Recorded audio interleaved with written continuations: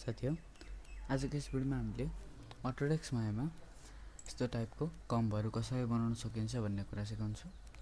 मैले यो लास्ट वाला यो कम मात्रै सिकाउने छु, अरु तपाईहरुले आफै बनाउन सक्नुहुन्छ। यो सिकेपछि सबै एउटै प्रोसेसले बनाउने हामीले है।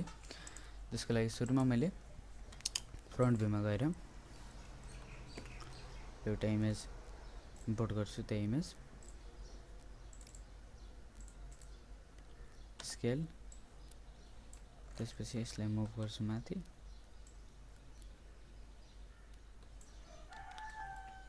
पर्सपेक्टिभ मुभ पछाडी, अब यसलाई लेयरमा राखेर लक गर्छु, ग्रिड अफ गरिदिए।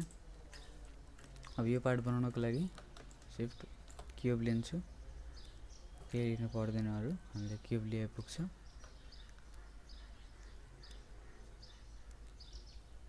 यतिमा मैले क्यूब ड्रा गरे, 4 प्रेस गर्छु, पर्सपेक्टिभमा गएर थिकनेस हेर्छु यसको, फ्रन्ट भ्यू। अब हामीले भर्टेक्स मोडमा गएर तलको भर्टेक्स सिलेक्ट, मुभ टुलले माथि, यताको सिलेक्ट, अलिकति यता, त्यसपछि अब यताको धेरै यता गएको छ, यसलाई यता लिएर आउँछु अलिकति। त्यसपछि object mode, shift right click, insert edge loop, insert edge loop एउटा यहाँ राखिदिन्छु।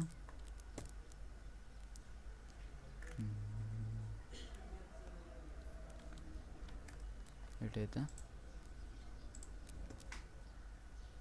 क्यू, भर्टेक्स मोड, यति दुईटा सिलेक्ट, स्केलिङ टुल, भित्र scale, element select, move tool, यसको शेप मिलाउँछ। अब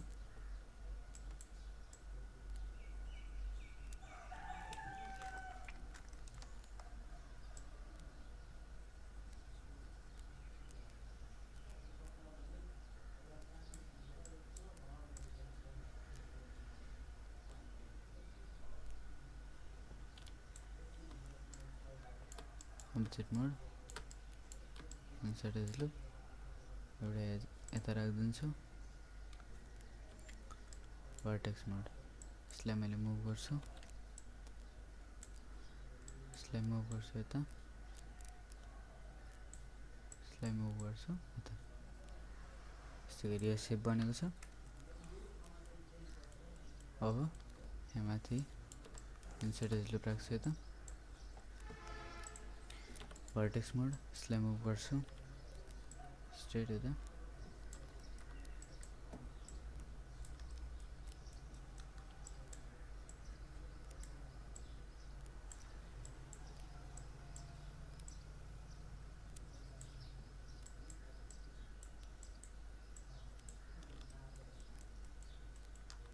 फेस मोड, माथिको फेसलाई सिलेक्ट, एक्सट्रुड,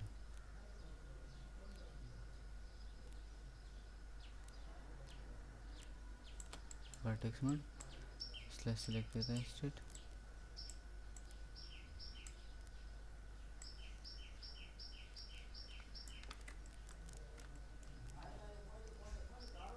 माथि, फेस मोड, माथिको face select, R straight,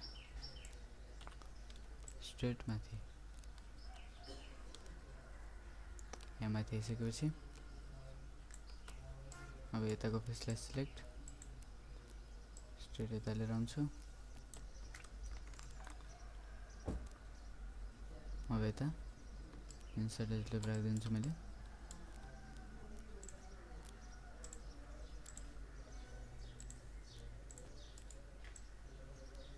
move tool माथि, सबैले यसरी माथि,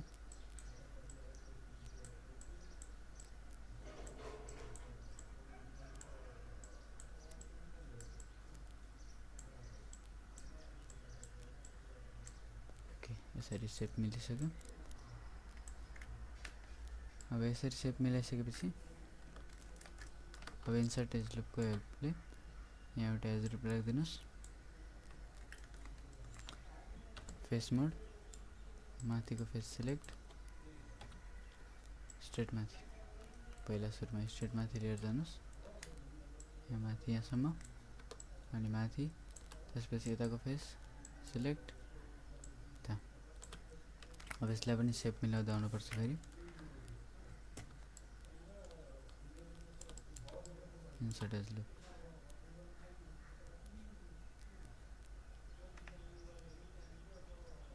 यसमा चाहिँ मैले इन्सर्ट एज लुप चाहिँ अप्सन बक्समा गएर मल्टिपल एज लुपमा मैले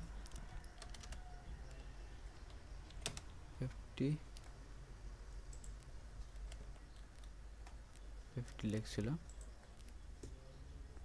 50 लेखेँ 50 राखिदिएँ ओके अब चाहिँ अब्जेक्ट मोड सरी भर्टेक्स मोड अब यताको सबै सफ्ट सिलेक्सनको हेल्पले हामीले यसलाई सेप मिलाइन्छ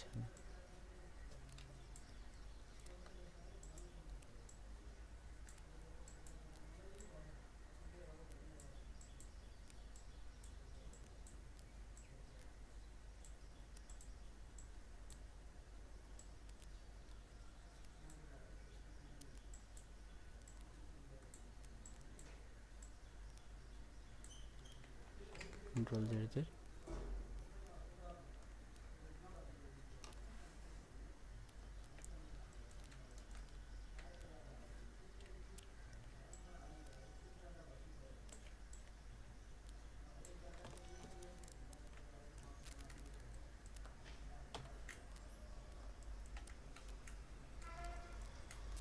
perspective 5 object mode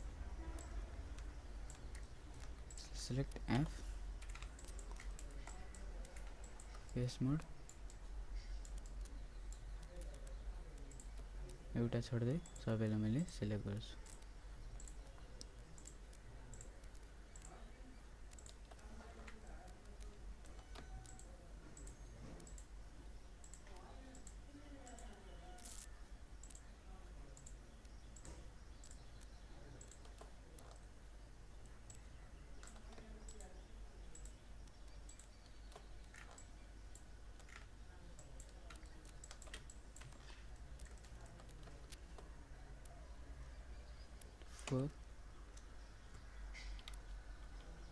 शिफ्ट अगाडि R Ctrl Z sorry object mode यसलाई 3 प्रेस गर्छु अब देख्न सक्नुहुन्छ यस्तो बनेको छ यसलाई मिलाउनको लागि पहिला 1 प्रेस गर्नुस् फ्रन्ट भ्यूमा जानुस् 4 प्रेस गरेर यसको पहिला यहाँ माथिको सेपहरु मिलाउनुस् माउस टुल यता राख्नुस्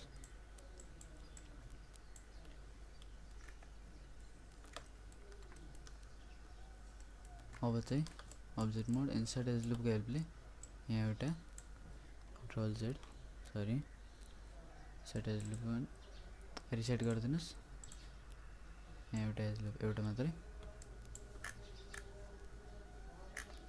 ओके के अब्जेक्ट मोड अब एकपटक 3 प्रेस गरेर हेर्नुस् 5 प्रेस गर्नुस् यस्तो बन्छ त्यसपछि अब 1 प्रेस गर्छु फ्रन्ट भ्यू कन्ट्रोल Z गरे यसलाई इन्सर्ट एज लुप मैले कन्ट्रोल Z गर्छु त्यसपछि यहाँ माथि हामीले माथिको एजले हामीले बेभल गर्नुपर्ने हुन्छ यसलाई बेभल एज फ्रेक्सन अलिकति बढाउँछु सेगमेन्ट राखिदिन्छु 2 अब्जेक्ट मोड अब इन्सर्ट एज लुप को हेल्पले यहाँ मैले एउटा इन्सर्ट एज लुप राखिदिन्छु अब बल्ल 3 प्रेस गरेर हेर्न सक्नुहुन्छ त्यसपछि यहाँ पनि एउटा एज लुप राखिदिन्छु यहाँ एउटा एज लुप ओके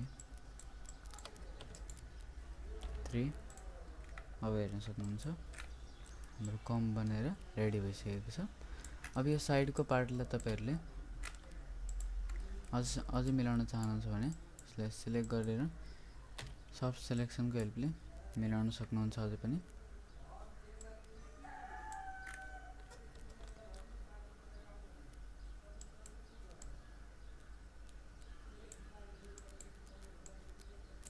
यसरी सबैले सेप मिलाउन सक्नुहुन्छ।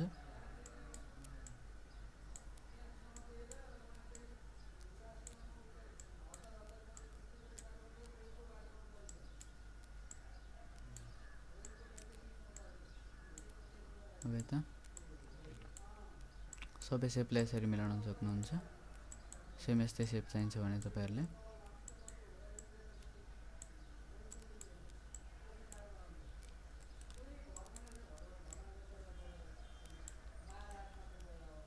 अब्जेक्ट मोड यसरी आफ्नो टाइम लिएर यसलाई राम्रोसँग बनाउन सक्नुहुन्छ। मैले चाहिँ यसलाई पहिला यस्तै राखिदिन्छु।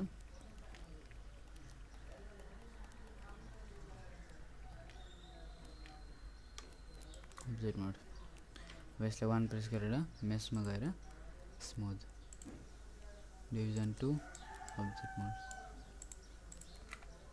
अब यसलाई ब्ल्याक कलर राखिदिन सक्नुहुन्छ।